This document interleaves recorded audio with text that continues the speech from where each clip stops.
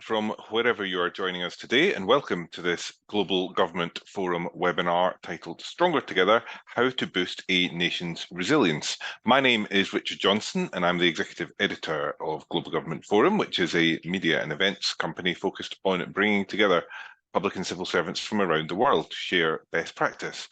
And we do so today on a very interesting topic indeed, how to build national resilience, both within governments and broader public sectors and across countries as a whole.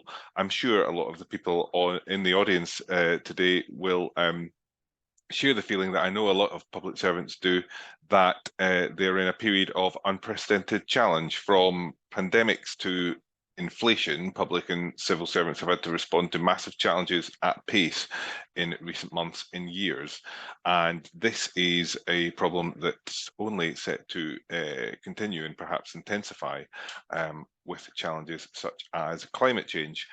As a result of this, governments need to increase their resilience to match these challenges, with the OECD among the organisations who have highlighted this, saying that one of the biggest lessons of the pandemic is that governments will need to respond to future crises at speed and scale, while safeguarding trust and transparency.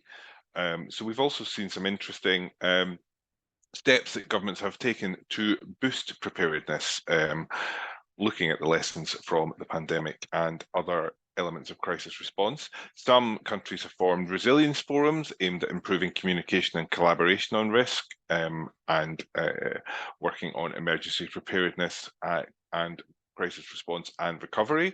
And we've also seen governments and parliaments pass laws to improve crisis planning and recovery efforts across different government agencies. So we wanted to bring together public servants to discuss how to boost national resilience in this context. And we've got a great panel for this discussion today. I will introduce them just in a moment, but I also want to hear from you today. How does your organisation understand risk? How has your organisation stood up to those pressures that I was mentioning in recent years? And has it put in place any new processes to boost resilience? Please do get in touch using the Q&A function on Zoom. You'll find the button wherever you are watching us. And let us know your thoughts and any questions for the speakers, because we'll get to a Q&A portion later in the webinar too. So let me introduce those speakers. First, we're joined by Conor Das Doyle. Conor is an economist in the Public Governance Directorate of the OECD, and he works on public sector performance issues. He led the OECD Government at a Glance reports entitled Fit for the Future, Strengthening Government Resilience, and Build, Reinforce and Protect Democratic Resilience in an Era of Multiple Crisis. Conor has also previously worked for the UK Government's Department for International Development, where among other roles he led analysis of the fiscal and economic impacts of the COVID-19 crisis. So it's great to have Conor with us today. We're also joined by Caroline Douglas, the Executive Director of Flood and Coastal Risk Management at the UK Environment Agency. Caroline is responsible for work protecting and preparing homes and businesses, protecting homes and businesses from flooding and coastal change, and creating climate resilient places for the future. With over 25 years experience in public service, Caroline has also worked in the state government in Victoria and Australia prior to arriving in the UK. And she's also worked in other roles at the Environment Agency, including Area Director and Director for Incident Management and Resilience. She's an experienced senior executive with a background in land and natural resource management and emergency management, covering both policy and operations. So it is also great to have Caroline with us today. And last but by no means least, we're joined by Chad Nelson, the Principal Advisor Infrastructure and Environment Policy at Infrastructure Canada. Chad leads a team responsible for the creation of climate resilience funding requirements under Canada's new National Adaptation Strategy, and since 2016 at Infrastructure Canada, he has led research, policy and programme advances to address climate resilience and natural infrastructure.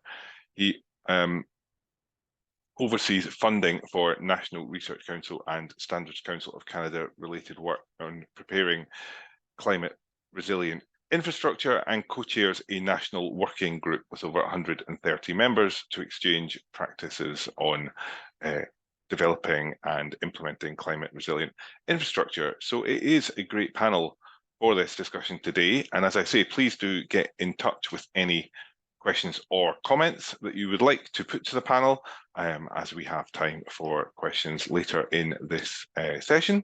But first, we're going to hear some opening comments from everyone, starting with Connor. Over to you, Connor. Thanks, Richard. Hello to everyone. It's a pleasure to speak with you today. So what I'll be doing to kind of open with my remarks is present the OECD's Government at a Glance 2023 report, which is entitled Democratic Resilience in an Era of Multiple Crises. So if we go to the next slide, please. So this is a topic that OECD has been thinking about for a number of years, and that's because the government has faced successive crises in recent years, which comes as no shock to anyone on the call. Governments have had to work through the COVID-19 crisis, the invasion of Ukraine, and going further back, the global financial crisis, and a range of other economic crises that followed up from that. And to the extent that we're all feeling that things may be more uncertain or more difficult than they have been in earlier periods, and to the extent that we can find information on that, that does appear to be the case. What we're showing in this graph is the Global Economic Policy Uncertainty Index. And what you can clearly see is that from about 2007 onwards, there's a real upward trend in uncertainty experienced in economic policy and feelings of uncertainty around where policy should go. Yes, we see spikes during periods of crisis like the global financial crisis and COVID-19, but there has been an upward trend through the past 10 or 15 years or so. So this puts us in kind of an interesting space when we begin thinking about resilience. When the OECD began writing kind of intently about this topic in 2021, we were at the height of COVID-19. And much of the work that we thought about at that point was really steering through a period of turbulence, dealing with a crisis, and then helping us to move back towards normal times. But as things have kind of progressed, we've begun questioning, is that the right framework through which to think about resilience over the future, especially when we think about the climate crisis and the effects that may have over the coming years. Do we need to consider the governments are now in a more unstable or difficult operating environment? Do we need to take turbulence as being something that governments need to deal with? I'm thinking more broadly about what that means for resilience. Do we need to consider whether our democracies are sufficiently resilient to a potentially more difficult operating environment in the future? So if we go to the next slide, please.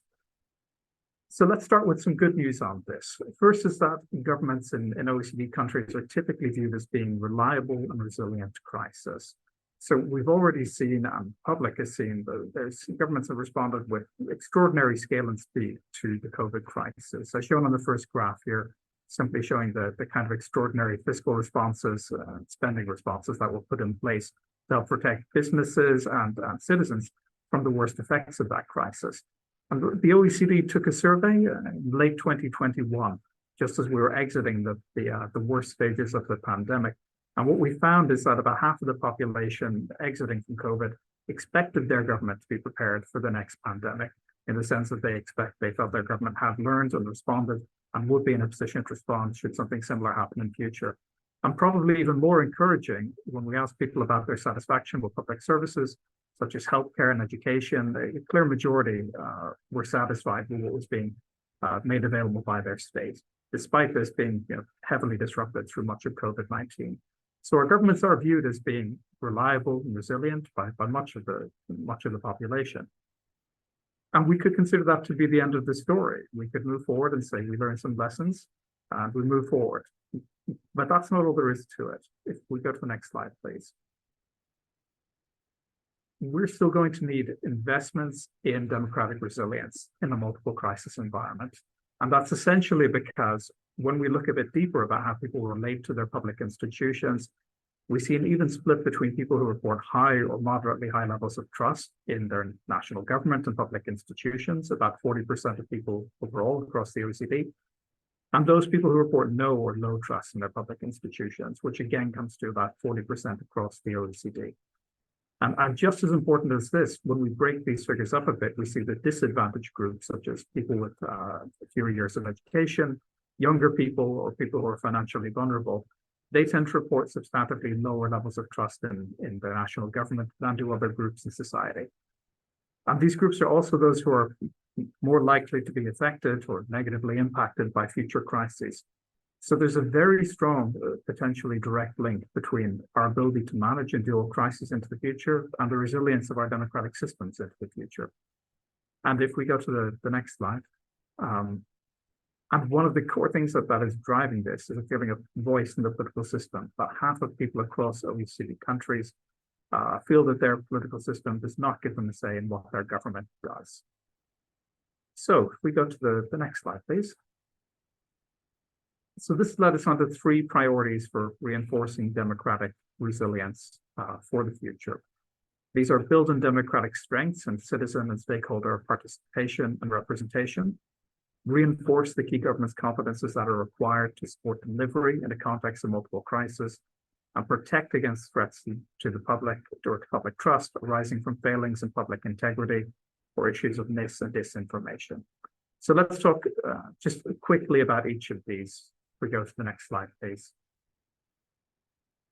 So first is building citizen and stakeholder participation and engagement. And this is fundamentally important because first, it is constitutive of democratic systems that stakeholder engagement takes place. And this is simply fundamental for building trust and fundamental to how democracies operate.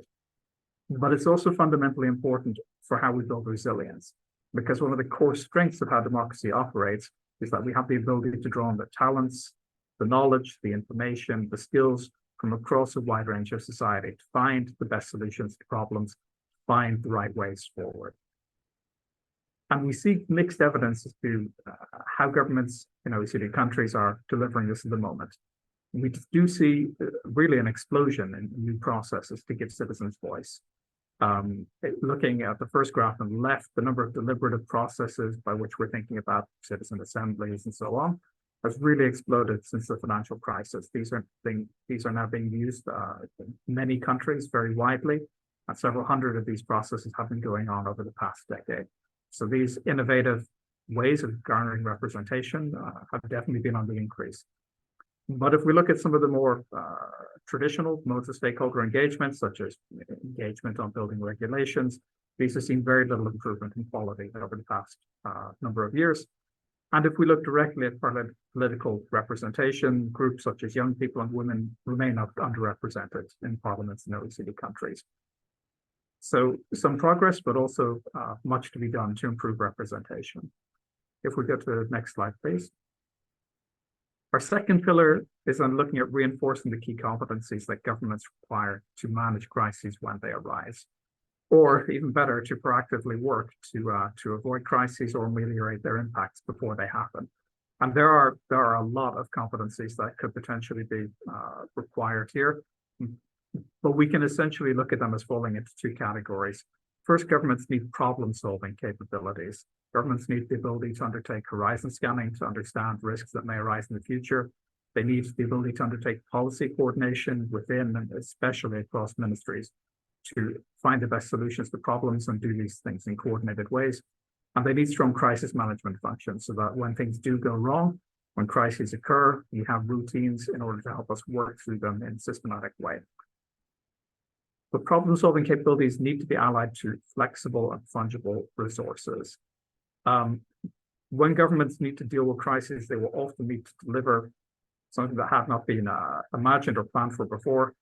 And governments can't operate with an infinite pool of resources available to draw on to deliver anything that may be required. And what that means is that the resources governments do have need to be flexible and fungible. They need to be movable into areas where they may be required in future, where they may be required to deal with a crisis. And a couple of things that we need to think about here are agile public sector workforce, building up fiscal buffers so funds are available, diversified supply chains, resilient infrastructure, which we'll talk about more. And I want to come particularly to the point on agile public sector workforce, because many of us here on the call are public servants. One of the things to look at here, when we looked at how governments actually dealt with the COVID crisis and how they resourced what was required to manage the huge impacts, one of the most important ways the government's found the right resources was through reallocating their staff within ministries or across ministries, and that's the top left graph here. And at the same time, in very many countries, large proportions of the workforce, which is no surprise to any of us, were operating completely remotely. So public servants found themselves doing new jobs in new ways and new locations, and had to display a lot of flexibility, a lot of personal resilience to manage the crises. But in order for that to be effective, we really need agile public sector workforces with high skill levels and with the ability and freedom, confidence to move into new policy areas. And that requires a learning culture within government. And one thing we do see in the bottom graph here is that governments can do substantively better on building the incentives for employee learning and development to help them build and have the skills available to be resilient when required.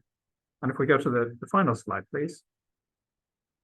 And then finally, our third pillar is protecting against risks to public integrity. And this is because environments in which shocks or unexpected events occur breed the environment in which risks to public integrity can come about, both in terms of mis and disinformation, both in terms of undue influence, and also in terms of, in some cases, direct corruption. So looking at the data as to how well countries are in a position to tackle these types of things, we look particularly at regulations around lobbying, political finance, and conflict of interest. And what we find is that on the whole, particularly on political finance and conflict of interest, many regulatory safeguards are formally in place on the books in law. Many of these, there are not necessarily followed with the same rigor in practice, and particularly on conflict of interest. You can see on the right, there's a substantive implementation gap between the regulatory safeguards formally in place and the extent to which they're actively acted upon. So I'll leave it there, pass over to my co-panelists.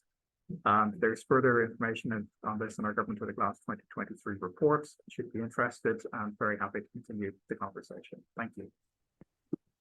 Great, thanks, Connor. It's a really great opening presentation there about the skills that governments need to become more resilient, the key areas where perhaps they need to focus, and the extent of progress in a number of those places. So thank you very much. I'm sure we'll dig into a lot more of that once we get into the questions. And yes, another reminder, please do send in any questions that you have for the panel.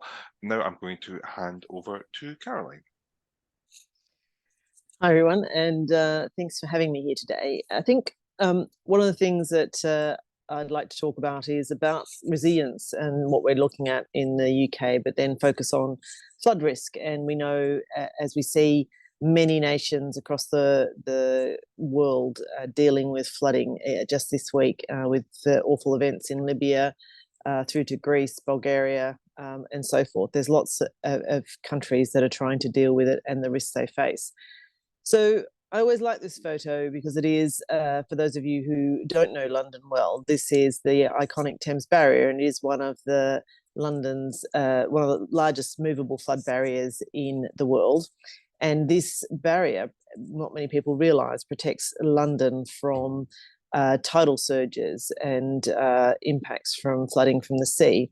It was built in the 1960s and 70s following a major East Coast surge in 1953, where over 300 people died across the east coast of the UK. And at the same surge in the North Sea, killed over 1,000 people in the Netherlands. So we know the impacts from flooding have been happening for a very long time, and this year is the 70th anniversary of that East Coast surge.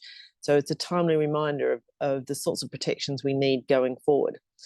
So next slide, thanks. So the UK government had released a resilience framework in December last year, and there are 3 principles on that framework. It is about a shared understanding of risks as we know it, and being able to understand what is coming forward into the future, making sure that we are looking at the preparedness as a whole and prevention of emergencies when they before they happen. And then also making sure or trying to underpin that resilience is a whole of society endeavour. So it's not something that is the responsibility of government solely. Actually, all individuals and communities have a role in that. I think one of the things that we really need to think about is the fact that with climate change, as we know, that we are at increasing risk. And this bar chart from the Met Office shows just quite graphically with colour how much temperature rise is having an impact over the last decade or 2 decades, and what we need to do to tackle climate change as the world warms up and as it gets warmer, the sorts of things we're going to need to think about. We know as temperatures rise that we do have an increasing risk of rainfall and intensity of rainfall and flood. So the sorts of things that we're looking at in England, and I should just correct that the Environment Agency is focused on England, not the whole of the UK. There is a Scottish Environment Protection Agency, a Welsh Authority, and Northern Ireland Environment Agency as well. So we have an overall strategy that looks at flood and coastal risk management out to 2100, and that has 3 ambitions. One is about focusing on making sure we have climate resilient places, making sure that we have climate resilient infrastructure, and then finally looking at making sure our communities are able to cope with and manage with climate change. The other elements that we need to look at as well is incorporating the investment that we have into flood risk, which is a multi-billion-pound investment into capital programs, as well as maintaining the hundreds of thousands of assets we have across the country to deal with flood and coastal risk. Next slide, thanks. So just to give a bit of context of the flood risk and the resilience aspects that we have to deal with, we have almost 6 million properties at risk from flooding. Most of those are at risk, or over half are at risk from surface water flooding, which is thunderstorms and stormwater. So very much urban environments. And those risks are increasing as we see more population growth. And that risk is certainly something we need to deal with through planning and through property level protection. So increasing the resilience of those communities and increasing the resilience of those areas through those property level measures. In terms of where does flooding sit in the risk register as a whole, I've just highlighted the recent National Risk Register that was released a few months ago. Flooding, coastal flooding, fluvial flooding and surface water flooding is one of the highest risks, as you can see, and there's lots of small numbers on that, but you can see the circled area shows how the likelihood and impact of flooding for the UK is really quite important. So it's really a lot we need to do, and we are tackling it in different ways. Now, I just want to spend a little short amount of time on the risk, what we are doing. So next slide, thanks. We are looking at a whole lot of different measures from planning. So we are looking at a new national flood risk assessment. We have one in place. We're updating all our information and data, and that is at the heart of how do we help people to understand the risk they're facing, help communities to be able to make their own assessments of that risk and plan for the future. In terms of planning, we do encourage individuals to look at their planning risk, but we also encourage businesses and the wider community, local authorities, to look at that risk and make sure that when they're undertaking wider strategic planning, that it's taken into account. We also what we also undertake is adaptive planning. So for places like the Thames, like the Humber in the north of England, we have an adaptive plan in place. So every 10 years, we are looking and assessing all our assets to really understand and adapt to the climate risks we're facing, to the population changes that have come about, and updating that forward plan, which is out to 2100 on a cyclical basis, so that we're able to adapt as we go forward to the increasing risks that we see. We also need to be able to respond in the best way possible. So that is about understanding, using forecasting and modelling to understand what the immediate and short-term risks are, being able to warn communities, so having an appropriate warning system, but also being able to respond and recover when needed. That goes hand in hand with communities really being able to understand what those warnings mean. So what do they need to do, being prepared to understand? And that's probably one of the biggest challenges we face. So we know from surveys that we've done that 2/3 of people who are at risk in the country from flooding do not think they're at risk. And so being able to build the understanding in the community and build the resilience of the community is quite key to being able to achieve that. And then finally, in terms of collaboration, we can't do it all ourselves. This is not just about government. We have to work in partnership with a whole range of organisations. This is just a very short summary of some of those organisations we work with, from government through to the public sector, non-government organisations. All of these organisations have a role to play in various ways and means. They all need to understand their own individual risks as well as what the wider risks are that they're facing, and be able to work with them. And those collaborations aren't just within our own country, they go across nations as well, from the Rijkswaterstaat in the Netherlands through the United States Army Corps of Engineers and out to Australia as well, my own home country. And finally, I'd just like to leave you with this thought from a great airwoman. And I think it does sum up, what we need to do to tackle climate change, to tackle risk and to build resilience is we do need to make some decisions. We need to have a go, as we would say in Australia. And we need to be able to learn from those decisions, whether they succeed or fail, and build from them and keep moving forward on those. So I'll leave it with you there. Thank you, Richard. Thank you, Caroline. A great and inspirational quote to end on, and a fascinating presentation, particularly, I think, picking up on some of the elements that chime nicely with Connor's presentation about resilience as a whole of society and endeavour, and building the understanding of risk. That's a fascinating fact about the proportion of people who are at risk from flooding who don't know it, which is, I think, a very key element of this as well when we're talking about resilience across the whole of a country, as opposed to just individual institutions. And thank you for the correction that, of course, the Environment Agency is a England-based agency. As a Scot, I should have known that, but thank you very much for the correction. I'm now going to pass over to Chad for his reflections. Chad. Thank you. And you can hear me, I can see, so that's great. So thank you very much to Connor and Caroline, my esteemed fellow panelists, and all of you for joining today, and to Richard and Raquel and the Global Government Forum for the chance, the privilege to be with you. I am dialing into this call from Ottawa, Ontario, Canada, the nation's capital, which I would like to acknowledge is located on the unceded and unsurrendered territory of the Anishinaabe Algonquin peoples who have lived on this land since time immemorial.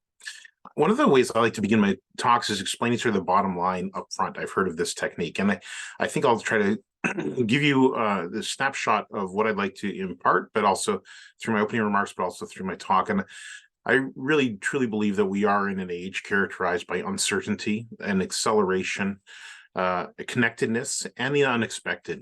And it's really in this context that I see the public sector needing to drive creativity, experimentation, rapid and shared learning with compassion and equity, really so we empower people and we make better informed decisions in really a rapidly changing climate. And by that, I mean it's comprised of multiple interacting threats, from extreme heat, floods, wildfires, sea level rise, to name a few, along with the other traditional ingredients we think about when we're trying to successfully manage complex change, meaning we need vision, incentives, skills, resources, and action plans. All of this is particularly important in the domain in which I work, which is in the context of long-lived public infrastructure assets. Next slide, please. In terms of recent events around the world and in Canada, these are a few pictures of what we've experienced in Canada and nearby. So extreme weather and climate-influenced natural hazards truly are at the forefront of Canadian consciousness. And I'd say also globally, when we hear folks like Antonio Guterres and the Secretary General of the United Nations talking about the era of global boiling, The top picture on the left is from the atmospheric river, and so Caroline will make links to flooding here because this happened in British Columbia in 2021 when we had a huge amounts of water all at once and for a sustained period fall on our west coast, which followed a period of forest and wildfires. So 20 sections of our national highways and 5 bridges were damaged or destroyed, which really impaired our national supply chain to one of our largest ports of Vancouver, British Columbia. And I like seeing the statistics about the UK. If we have about 4 million Canadians living in floodplains here, and I just will finish this slide, but the one on the bottom is a picture of Hurricane Sandy, which is reminiscent of some of the storms we've been experiencing on our Atlantic, our East Coast. Fiona storm and then Hurricane Lee recently. And in the upper right, it sort of reflects the wildfires. We've had record-breaking extent of wildfires, over 6,000 this summer in Canada, meaning 15 million hectares, which is the size of Greece, or more than double our 1989 records, so from over 34 years ago. This has meant evacuations. Some of these fires are still burning, and the extent has been surprising, west, east, and our far north, and it's impacted air quality across North America significantly. And in this context, many voices have been calling for action. In Canada, the insurance sector and others have been pretty vocal, calling for greater investments in climate resilient infrastructure to help protect communities, and frequently pointing to an active agenda in the United States to tackle climate and equity issues. Next slide, please. This offers a bit more detail in terms of the pictures of the impacts that we're seeing in Canada, and that's the context for what we need to do in the public sector. So many sectors are involved: transportation, energy, communications, water systems, buildings, and natural infrastructure. You know, and concretely, this means examples like roads and bridges and drinking and wastewater treatment plants and electrical transmission lines. You know, those were in the news in Hawaii with wildfires recently too, and light rail transit and subways.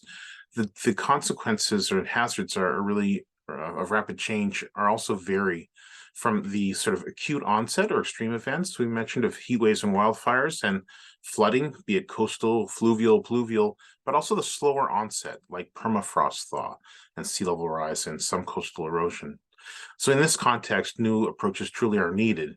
And one of the things when I get into this climate business, I think that we were challenged by talking about 1 or 2 degrees Celsius change at times, and the public has a different understanding of what that means.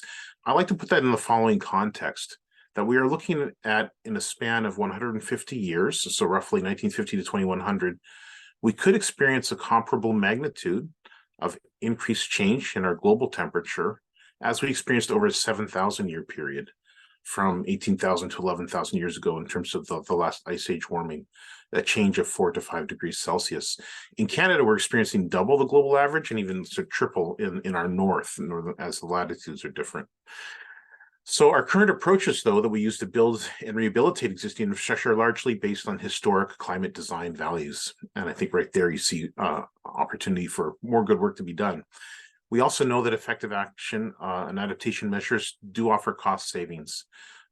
We can see real value in terms of avoiding loss of service, avoiding premature replacement of long-lived infrastructure, and better protection of human communities and lives.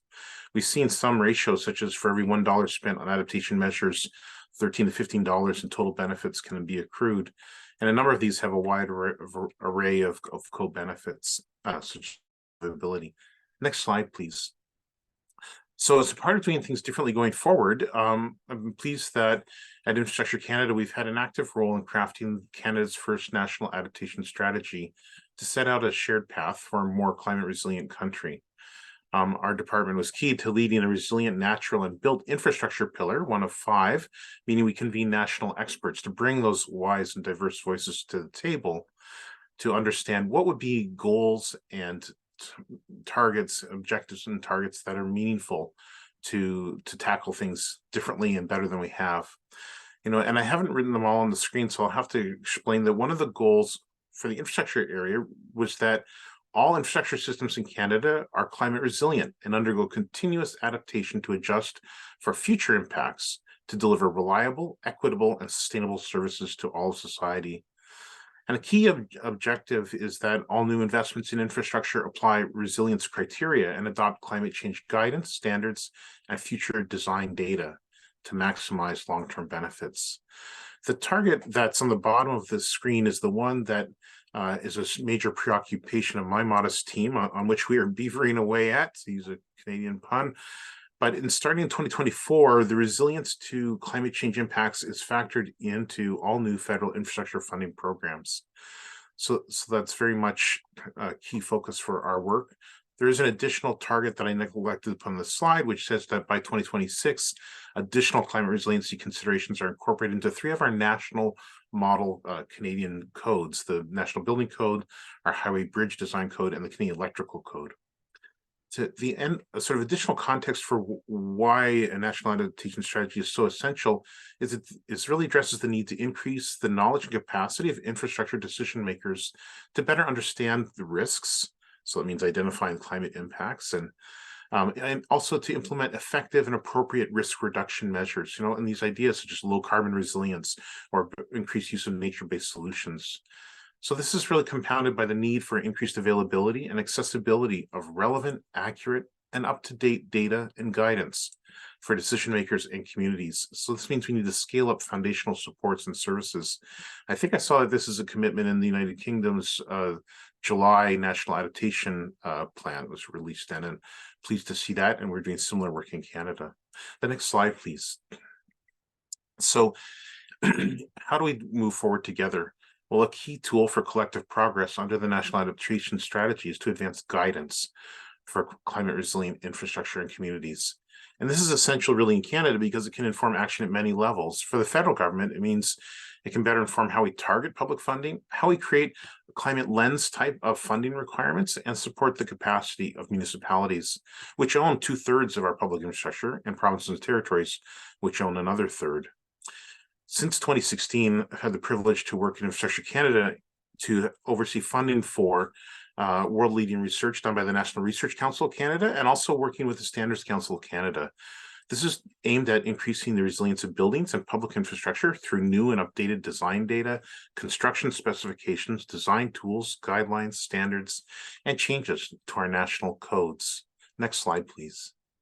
Maybe I'm accelerating as we go through this.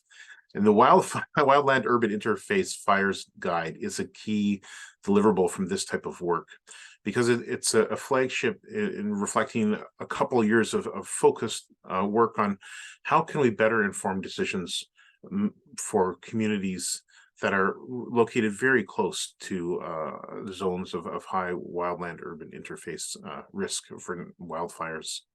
So it's really essential that we turn technical knowledge into sort of actionable knowledge. I love that quote from Amelia Earhart about taking action. Next slide, please.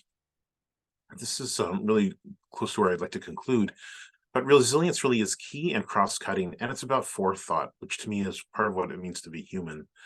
And when we try to encapsulate what is climate resilient infrastructure practices, well, they seek to be decisions that serve to protect communities, but also the infrastructure that can better withstand and accommodate a changing climate, whether that's elevating and moving roads, or reinforcing a seasonal ice road, or more permeable urban land cover. That withstand and accommodate is also essential. But really, there are decisions about how we locate or where we locate, how we design and build, and how we plan the operation and maintenance of public infrastructure. And it can be traditionally built or natural infrastructure for new and rehab. But this slide is quite nice in that it speaks to these watchwords of resistant, redundant, responsive, reliable. So really, in conclusion, from my opening thoughts, I really think that building community resilience to extreme weather and climate-driven events, it's incredibly important. It can save us money, support the economy, but protect human life and the quality of life if we do it right. In an age when the world truly is changing around us, I think that we need swift learning, smart decisions, and systemic thinking. Those, I think, are themes of the EU's adaptation strategy. But new knowledge is going to guide us to do things differently, to protect Canadians and withstand future impacts, and share this knowledge globally. So creativity, empowerment, and equity and compassion are also key to not just protecting those who are already the fortunate ones. We used to say a couple decades ago, think global, act local. And I was thinking now it's kind of reinforcing thinking longer term and acting now, which comes back to the Amelia Earhart quote by coincidence, because the future truly is coming fast. And in my mind, adaptation is about avoiding what we cannot manage and managing that which we cannot avoid. Thanks, Richard. Thanks very much, Chad. That's some more great maxims there. Thinking longer term and acting now is another good one for us all to bear in mind. We've got some time now for questions. So as I've said, please do share any questions that you have for the panel after you've heard the opening thoughts. I wanted to perhaps use the chair's prerogative briefly to build on what I think has come across in a lot of the presentations, and in yours, Chad. I think it was encapsulated as defining shared success, and perhaps maybe extending that out a bit to defining shared understanding of the risk of the threat. I mean, we'll start within the kind of public sector environment for the moment, before we perhaps extend the conversation out into the wider community. But how do you work to make sure that there is that shared understanding across all the organisations that need to be aware of the risks in climate? In your case, Chad, and then we'll go around the panel. Is that something that you think that understanding is there now, or is that something that you're constantly kind of working on? I think in the public sector, in different departments, we classically have our own mandates, what we used to sometimes call silos. And it really is essential to work on that horizontal sort of shared understanding. Sometimes things like national risk profiles, which is an initiative of our public safety department, are really helpful at getting sort of a cross-sectoral or a cross-mandate understanding of whether there's sort of, it could be a cybersecurity threat and what that means for the health sector or water sector, but having collective creation sort of the knowledge. How do we characterize the hazard or the threat in a given domain and the opportunities to do things differently? So I think it's always about bringing in probably diverse range of interests and responsibilities early into the discussion, and then working together to listen and learn and collaborate, but also about kind of defining where do we want to go from that kind of collective brainstorm, trying to get coherence and then reflect back. Did we achieve what we were seeking to do? That evaluation part is really essential. I know that's high level, but I want to give time to my other colleagues. And Caroline, obviously the Environment Agency is a agency of in the UK Environment Department, but the areas of flood risk and flood management will touch on a lot of other parts of the public sector, the department responsible for housing, for example. How widely understood do you think the threats are in the parts of the public sector that need to know about it? Is there a shared understanding? Well, I think the challenge is probably, I think it is widely understood, and probably more so when you have an actual flood, but then the memories get very short term, which is the issue. And I think, that's probably something that, Chad and is also faced in Canada, is that when you've had a big wildfire, when you've had a big flood, it's really front of mind, and all agencies are aware of it and want to do something about it. When it's a few years away, that reduces. And so it's it's hard work to keep raising the awareness and the essential, because other things quite naturally do start to take priority for government and need to be considered.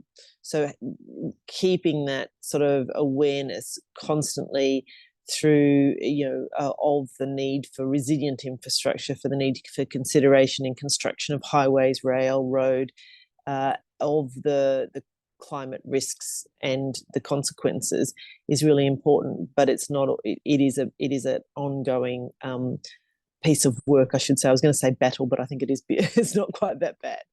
Thanks. And just to follow up on that briefly, is there kind of ways that you think are most effective to do that? Is that a kind of I'm interested in these conversations about the balance between structures and the balance versus kind of relationships in government? Are these things that are done through having standards that everybody knows about and are well disseminated, or is it about kind of building relationships across different agencies between different people? Well, I think there's a number of different ways. You can have standards, and for example, the Dutch do have a form of standards. I think it's hard, one set standard or set of them can be difficult, but I do think there are some good measures that could be in place. I think at the same time, there are other mechanisms. It is about relationships and awareness, and the work we're doing on the National Flood Risk Assessment, so making that easily accessible is really important, and being able to share that. I think also we'll also embed some of our staff with other departments to promote flood risk in other departments' infrastructure programs, and that is actually probably more successful than a lot of things. So I think it is that personal collaboration that does make the difference. As we know, it's always the relationships that are the strongest. Yeah, absolutely. Conor, I'll let you come in on that as well. And any thoughts on the kind of the citizen aspect of it? You touched on kind of citizen perceptions in your presentation, but we've heard from Caroline the other side of it, which is that perhaps that people affected by these risks or most likely to face them aren't aware of them. Do people understand the kind of the risks that they might face and that their government might need to respond to? So I think it's a very good point. I mean, in terms of understanding risks, at first, I fully agree with the other panelists in terms of co-creation of understanding what the risk is. And within government, we've seen, a number of kind of different processes being developed for that, but all focused on this idea of co-creation, bringing in expertise to understand what the risks are. New Zealand, for example, they mandated in law, actually, the different departments have to present something called a long-term insights briefing every 3 years or so, which it provides information about medium and long-term risks. Finland takes a slightly different approach. They require something called a report on the future, I think once every 3 to 4 years or so. And that's actually created across different government ministries. So maybe avoiding some of the silos that Chad mentioned earlier to bring together pictures of what is the understanding, what is the key risk that may be faced by government in the future. But then this point on citizen engagement and citizen feed-in is really very important as well. I'm not certain that we have good examples of citizen feed-in to these national processes, but particularly when we think about citizen feed-in and citizen engagement on local level processes. So this is something that Caroline mentioned a bit. Many people may not be aware, for example, that where they live is at risk of flooding. And I think good local processes to help people to understand those risks, to feed into national risk or local risk management plans is really important. So France, for example, has very good examples of this type of work being done, where different local level authorities are required to have their own risk management plans in case of things like floods and so on, and provides opportunities for the local population to feed in and be involved in these things. So there's always scope for improvement. And I think this idea of co-creation is co-understanding is fundamental, and that absolutely needs to involve people outside government who are affected.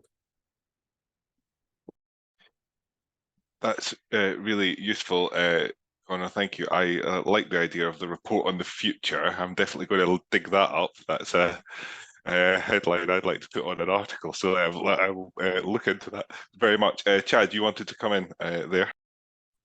I wonder about when we're talking about risks, sort of, and uncertainty, if there's just a challenge with sort of the human psyche in terms of we see all the action involved in responding to a problem, but I don't think we make it as appealing to prevention of a problem. And I think it's just an ongoing, we've seen this, this has been in the health sector, a challenge for a long time. But I know that I would like one day for it to be as cool, as supported by the public, to say that flood that happened did not knock out my wastewater plant. We didn't have to evacuate our city of Merritt, BC, of 5,000 people, 2021. So this idea about upstream prevention, it's, I think, a classic role for the public sector to, whether it's creating indicators It's those pictures you see of like the house that withstood a hurricane when all the houses around it were mowed down because it was built to higher standards, where we sort of say, okay, the prevention pays. But I find we kind of get drawn to cutting the ribbon, responding with the firefighters, and that to me is something we still need to wrestle with. On the prevention pays point, I'll follow up on that with you, Chad, from your presentation, because you mentioned that it can be cheaper to build infrastructure to these standards. One of the things that often comes up on that kind of preventative spending is, well, you know, how do you find the money for it? Are you redirecting money from frontline services, etc., etc.? But it sounded to me, forgive me if I'm misinterpreting it, that you kind of slightly found a way to square that circle. Well, I think it depends on how you count the beans in a way. So, and probably I would trust an economist like Connor to have probably more insight on this than I do as a planner. But when we look at maybe a traditional cost benefit analysis, I'm not sure that prevention always pays if we're looking at sort of the near-term return on investment. But if we're looking at, I think, different methods, and I'm not sure if benefit cost transfer is another way of looking at that, we can sort of say, okay, there is a value to preventing the negative outcomes down the road. And some of the stories are very simple, like whether it's putting hurricane straps to an L piece of metal to keep your roof on in high winds, you know, obviously doing that before the house is being built for the first time, as opposed to retrofitting and having that can only be a few $100s. But there are other pieces like elevating roads that can cost a great deal more. So there's a wide range of costs for embedding resilience in infrastructure, but it's really how do we count the co-benefits and count the value of avoiding premature repair, replacement, decay, failure. And so that's where I think we see the very good kind of return on investment in a broadest sense of what that means. But maybe others would wish to say. Yeah, I'll come to Connor on that, because Connor, you mentioned the kind of need for sort of fiscal headroom in your presentation about needing to be able to respond to the crisis. But how do you do the kind of preventative spending, do you think, if you're in government? Yeah, so this is really important, and it comes to this point about kind of fungible resources. I mean, when we think about risk, any individual risk may not necessarily have a high probability of happening, but the chances of something happening, the chances of something going wrong at some point in the future are substantively higher than that. We can't necessarily predict which risk will materialize, but we can predict that risks will materialize. So the idea of having fungible resources, the idea of having money, people, infrastructure that can deal with different types of risks, that helps us to provide for different types of risks, is really, really important. And actually, if we talk about the fiscal side of this in particular, just as we raised it, I think Chad's right. If we do kind of a standard cost benefit analysis for any particular risk, and you know the cost of mitigating that may not necessarily give you a positive result and say, well, we need to put aside the resources to deal with any particular risk and happening. But if we think about it more broadly and think about, well, but do we need contingency funds, for example, that are available to help us deal with such risks as do emerge each year? Well, that gives you a much higher cost benefit payoff. So one of the things that some of my colleagues within the city have written about recently is this idea of building flexible fiscal contingency funds that are available to help us deal with the risks that do emerge. And this fungibility point, I think, is absolutely key. And Caroline, obviously, flood prevention is something that protects a lot of existing infrastructure, but it can also be an enabling infrastructure, can't it, to kind of unlock economic development in different parts of the country. And is that something that you kind of calculate in your kind of investment plans about the potential way that you can help unlock investment as well as protect existing infrastructure? Yeah, so we do long-term investment scenarios, as we call them. So we are currently updating ours out for the next 5 years to say, well, actually, what is the best value for money investment, and We do know from the work that we've done, the flood schemes that we've built, etc., that it does unlock investment and development in those areas. I think the other side of it is the environmental and health benefits that aren't necessarily as tangible, that are, come from the work that we do. So we also spend a lot on nature-based solutions, also making sure that our flood schemes have a landscape approach. So the health benefits, the environmental benefits to the wider communities that those flood, it's not just flood risk that those communities are based in, is really important. And I'm not sure that's always well recognised. It can be costed, but it's not as well recognised as the actual economic benefits that or benefit cost of a particular flood scheme in terms of reducing flood risk. But it is so what we do is not just properties protected, it does go beyond that, but it's not always recognised. And I think those wider benefits do need to be taken into consideration. You're right. Excellent, thank you very much. Please do submit questions for the panel if anybody has any. I think it's a fascinating discussion, but I do not want to monopolise it. I mean, Conor, you touched on there the point about you don't always know what threats are going to kind of materialize, but you know that something might, and that it's difficult perhaps to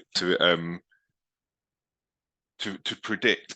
Is kind of resilience transferable, as it were? Can you now that governments have gone through, say, the coronavirus response, would their response be better for something that wasn't of the same sort of category because they've gone through kind of a crisis response process that has taught them lessons? Or are the kind of risk categories so diverse when a government looks at them that one response doesn't really provide lessons for the next? So there's kind of two questions there, I suppose. One is about the transferability of knowledge from one risk or one crisis to another, and the other is kind of about the sequence and rapidity with which crises happen. So if we ask a question sort of beginning talking a little bit about COVID, do the lessons learned from that help us into the future? The answer should be yes, with effective monitoring, evaluation, review processes in government to make sure that lessons are learned. We have to balance that a little bit against, in the short to medium term, the kind of scarring that you see when you go through a major crisis like COVID. So in this case, public debt levels have been built up by the amount of expenditure that was required, but also kind of more subtly, an awful lot of public servants were put under substantive strain during that crisis. And the build back, the lack of headroom, the lack of flexibility that you might face in the aftermath of a major crisis, that scarring may in the short term outweigh the lessons that you learn. But hopefully over the longer term, with effective learning processes in government, the lessons learned should put you in a better position.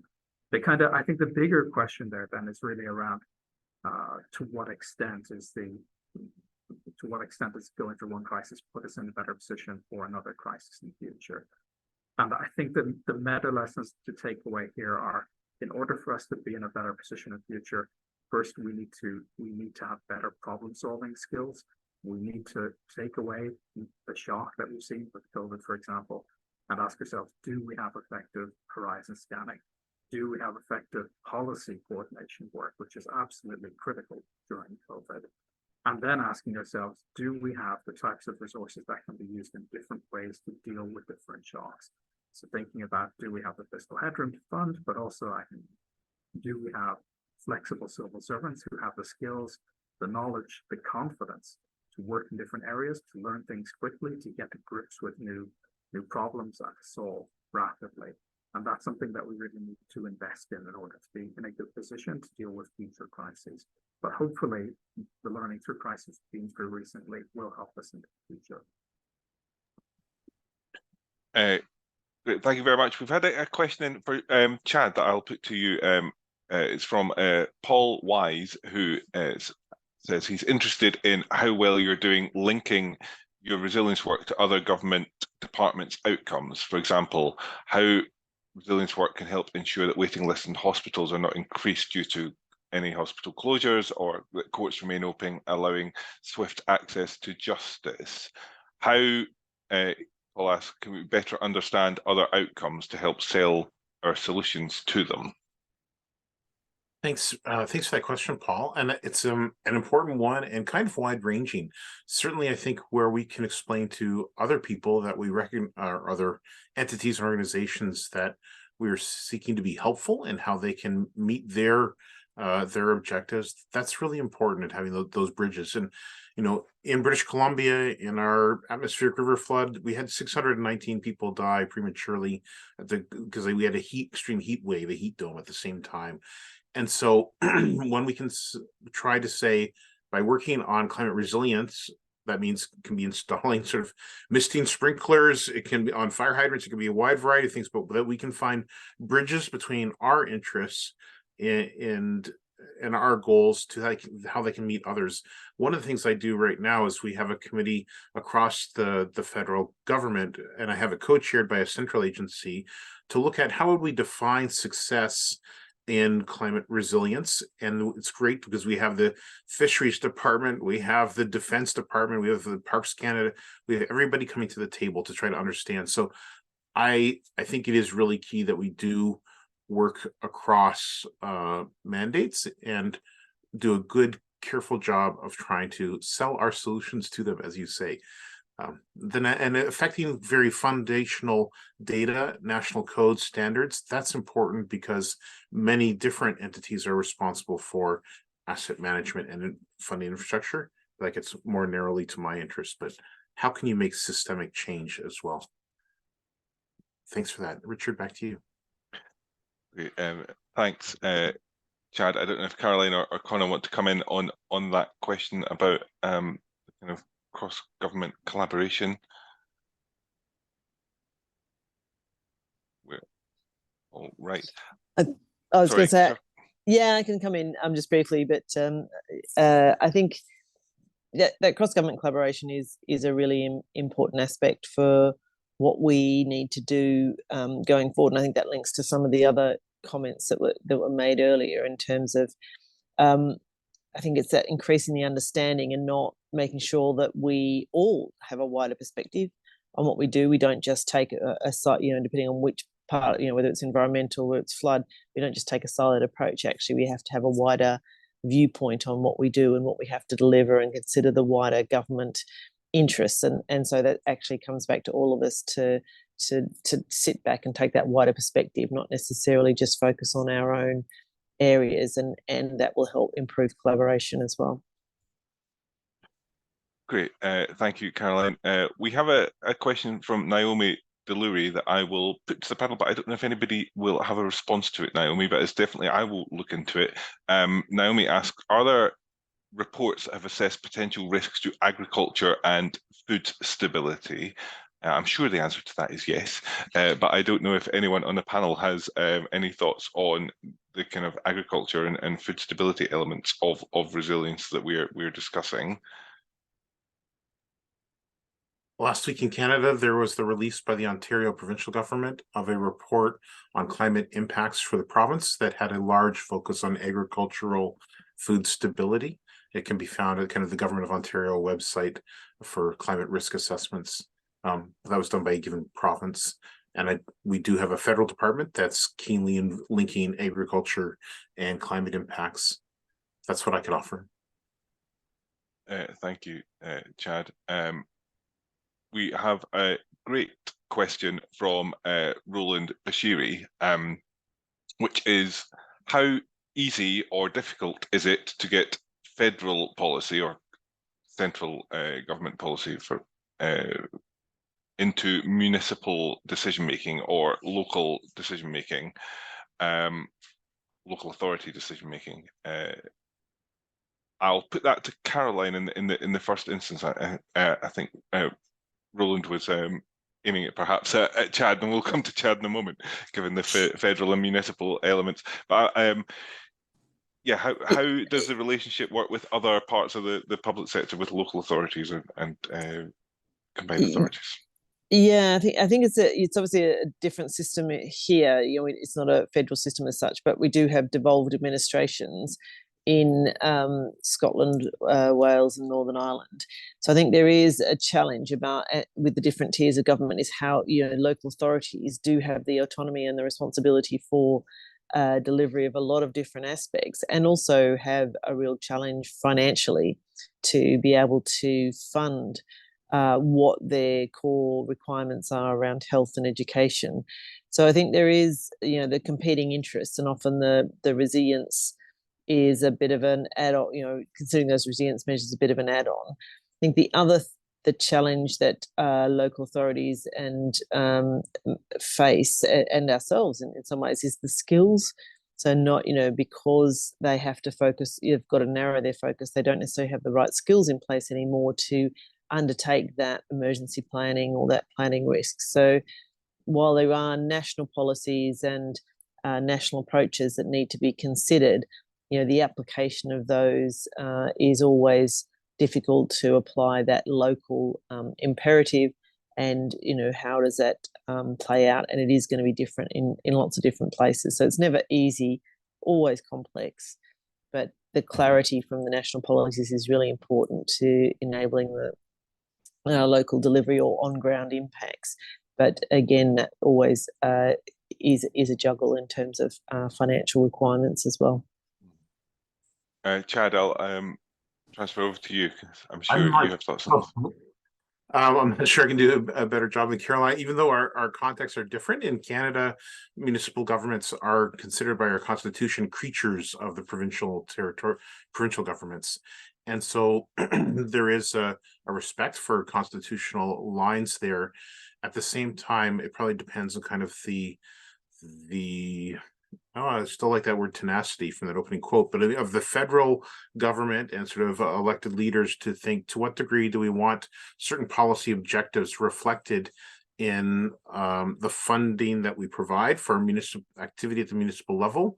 But it's an ongoing discussion. How do you support local authorities to have the resources, the skills, to have the action plans, and understanding particularly that in the context of climate impacts, they range widely from different local, whether you're living by the edge of the ocean or you're in an urban extreme heat risk area. So there's a need to respect local roles, but at the same time, I think funding opportunities as well as legislation and updating, again, standards and guidance can have very important roles to lever action. We'll keep it short. Yeah, I wanted to come to Connor and get your thoughts, Connor. I guess broaden it out slightly, although I know you wanted to respond anyway. There is a kind of subsidiarity question here, isn't there? Where should responsibility for a lot of crisis response sit? Yes, there is. There is some subsidiarity question. I think that's fair. So, I mean, one of the things to consider here, I think, coming from a central government perspective, it's often kind of a fallback question is often how do we cascade central policy down to lower levels of government? But coming at it from a more citizen-oriented perspective, local government is often the first point of contact, the most proximate, the closest point of contact that people have with our government institutions. So it plays a fundamental role in building trust in public institutions, what they see coming from their local governments, and also the ability that they have to influence what their local governments are doing. So I think one of the questions that we need to ask around this is, yes, our central policies, guidance, funding opportunities available to help local governments to operate effectively. But equally, are local governments being enabled to operate effectively? Are they being able to gather information from citizens as to what is required locally? Are they enabled to gather that information to solve problems better? And are they enabled to build trust with people living in the local area? All of that is really quite important for us to consider when we think about this question of resilience, particularly the role of local government. Let me add one piece there. There's an interesting point on the misalignment of responsibility for decisions and authority versus sort of consequences. So in Canada, we have local land use planning. It can be done by municipalities and also kind of under the guidance of province and territory. But many municipalities, I think, as Caroline has noticed, are sort of strapped for financial resources. And so extending your tax base and encouraging more development, that taxable land, can often lead to an incentive to locate in floodplains or at-risk areas. And then if things go bad, the federal government has to come in and help make people whole through our. So there's an interesting issue that we are facing in Canada where we don't have uniform quality, consistent flood maps yet across the country. We're working very hard on making those available, but we have decisions made at the local level that have consequences financially, federally, for how to support people in the case of a bad decision. Just wanted to add that in. Great, thank you, Chad. We're almost up against time. There's just one final question I would like to put to the panel, and do feel free to deviate off this if you have any other closing thoughts that you would like to get to. But we've mentioned horizon scanning a couple of times in this session, and I just wonder, what does good horizon scanning look like? How do you know your horizon scanning is kind of complete? Because you can't perhaps anticipate all threats, but I wonder, Connor, whether the OECD has any thoughts on kind of how do you know you're doing horizon scanning right? So first off, I mean, the thing to think about here is the extent to which it's institutionalized and it's drawing in expertise from across government. Some of the examples that I kind of mentioned earlier from New Zealand, from Finland.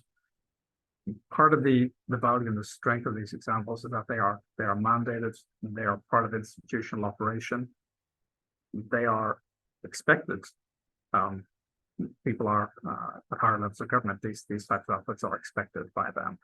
So making sure that these things take place regularly, making sure that they have mechanisms to engage expertise from across government, but also expertise from outside of government is really critical, because that's how we create dense information to help us understand what the future is likely to be.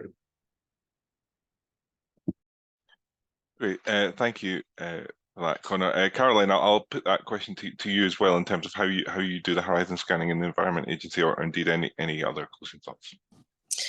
Yeah, I mean, I think the value of horizon scanning is obviously having a better understanding of impacts and the impacts of climate change. I think you have to keep trying different ways and different mechanisms. I think AI is going to be a huge opportunity going forward. At the same time, you have to recognize you're always going to have uncertainty, so you can't have all the answers.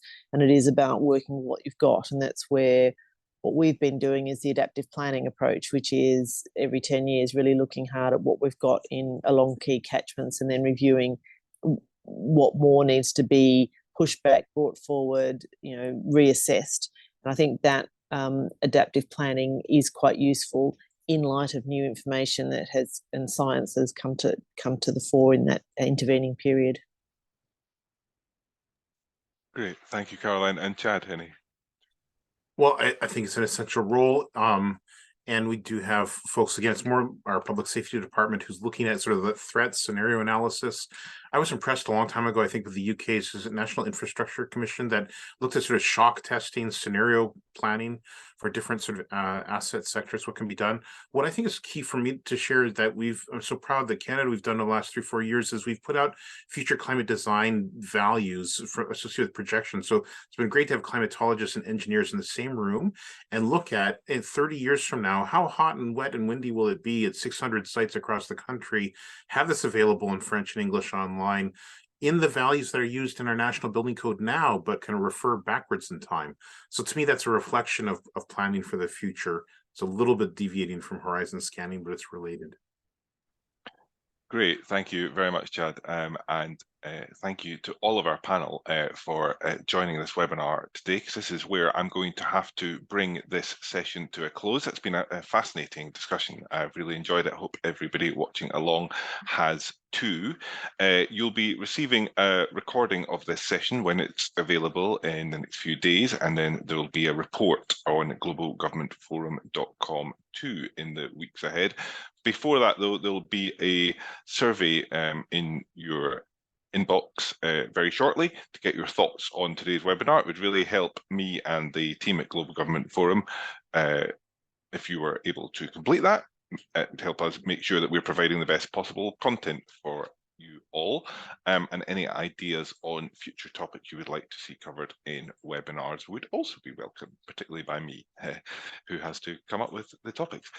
We run a wide range of webinars on that note here at Global Government Forum, and an upcoming one that you might be interested in is being displayed on the screen now: Better Targeting, Better Delivery, How to Revolutionise Government-to-Person Payments, which indeed might touch on some of these issues around resilience. That's taking place on the 28th of September, so a week today, and it would be great if you were able to attend. So yes, thanks once again to our panel for joining us today, and to everybody for watching along, and wherever you are in the world, we hope you enjoy the rest of your day. Thank you.